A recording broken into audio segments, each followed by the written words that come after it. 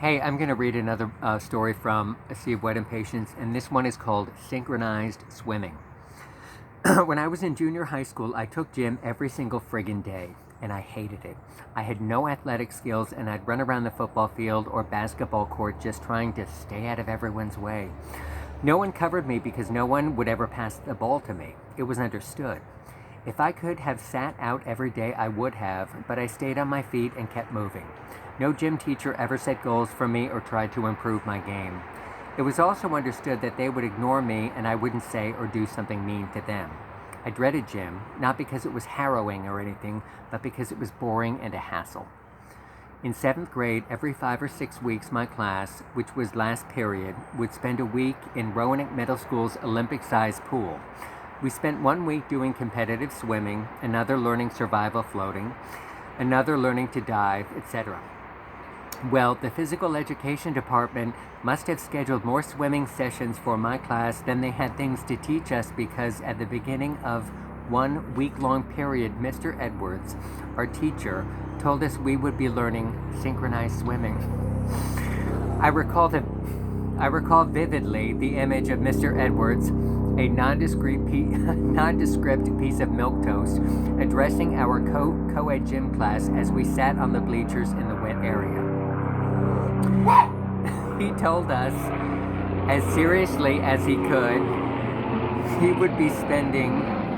He told us as seriously as we could, we would be spending the next 5 days learning synchronized swimming.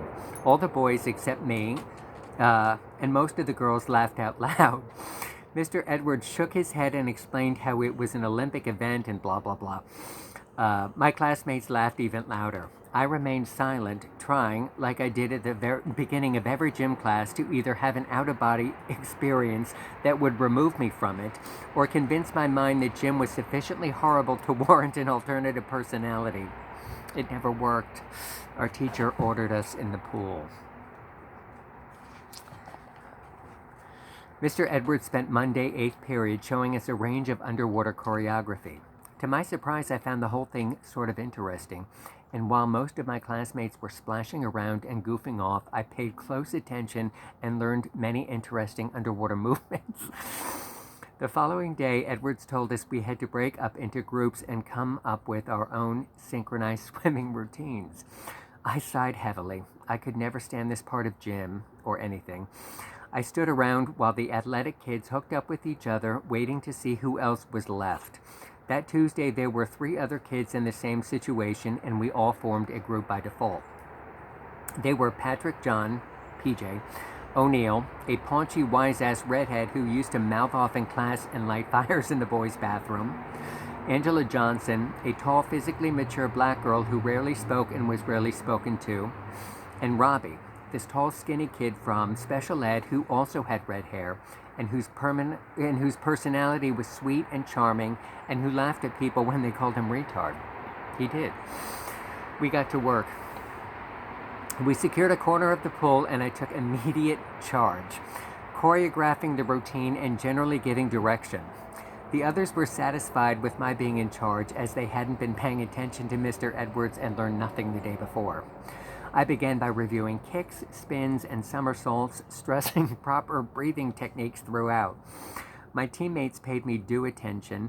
However, when I began creating the actual routine, PJ said, "Let's have a shark attack." Robbie laughed, and so did I. PJ was serious and excited about the idea. I agreed that maybe it would be a nice opening and asked Angela if she would mind being the victim. She nodded. I put her in the middle of our small section of pool, and Robbie, PJ, and I took 3 points of a triangle around her. We all swam toward her, faces in the water, right hands flat and stuck straight up in front of our heads, like fins. When we got to her, we dragged her underwater. We all came up for air, pleased with ourselves and impressed with our opening. PJ then said, "Let's do the Poseidon adventure." Robbie and I laughed again. Angela cracked a smile, more because she found our laughter funny, I think. We continued choreographing a synchronized swimming salute to Hollywood's best underwater disasters. Among them were Moby Dick, PJ played the whale, Titanic, no one survived our version, even Angela, and Piranha. Angela and I took the Bradford Dillman and, gosh, I forget the other woman's name, roles, while PJ and Robbie were the red-headed man eating fish. Of all the movies whose third act climaxes we parodied, Robbie had only heard of Jaws. PJ and I had to explain to him the other movies' plots. We described them in simple and clear language, but I could tell he wasn't absorbing anything. We finally abandoned our efforts and just told him to follow us. Angela added nothing to our routine because making his suggestion would have required her to speak. She did, however, do everything we told her except scream during the death scenes. We finished our routine on Wednesday and spent the rest of that period and all period Thursday practicing. We found ourselves having so much fun screaming and laughing, I was sure Mr. Edwards was going to speak to us. He didn't. I discovered later this was because the rest of the class had abandoned the assignment and spent the periods just horsing around. It was the last class of the day and most thought synchronized swimming was stupid. Mr. Edwards, who had a fundamentally weak personality, acknowledged losing control of the class and chose to let his students just splash around the pool. He even gave them squishy orange gymnastic mats on which to play King of the Mountain. PJ secured one of these, thinking it would make a good passenger boat in both the Titanic and the Poseidon adventure scenes. Friday came, and after Mr. Edwards took attendance, he said, "Everyone in the pool for free swim." Everyone except my group threw himself in the pool and began playing. Our teacher looked at the four of us and repeated his instructions. "Excuse me," I said. "What about our routines?" He looked at me as if he didn't understand. "Our synchronized swimming," I said. He still didn't get it. "Our routines, the ones we've been working on all week." I had no idea Mr. Edwards had so completely abandoned his duties. My friends and I had concentrated so much on our own work we didn't notice that no one else had. Edwards had heard us, okay, the boys, screaming and laughing so hard we probably were what inspired him to forget the whole thing. "You've got a routine?" he asked. Yes, I shouted. He spent a few minutes in thought and then looked at the other students in the pool and said, "Well, don't worry about it. Just have fun today." Sorry. Oh, I looked at each of my friends and saw disappointment on each of their faces. PJ said, "No way, man. We worked hard on our thing and we're going to do it." "Okay," Edward said. "You can do it for me in the far end of the pool." "No," I said. "We want an audience."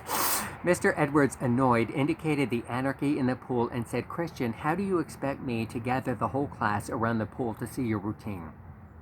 A more annoyed PJ said, before I could, "That's your problem, honey."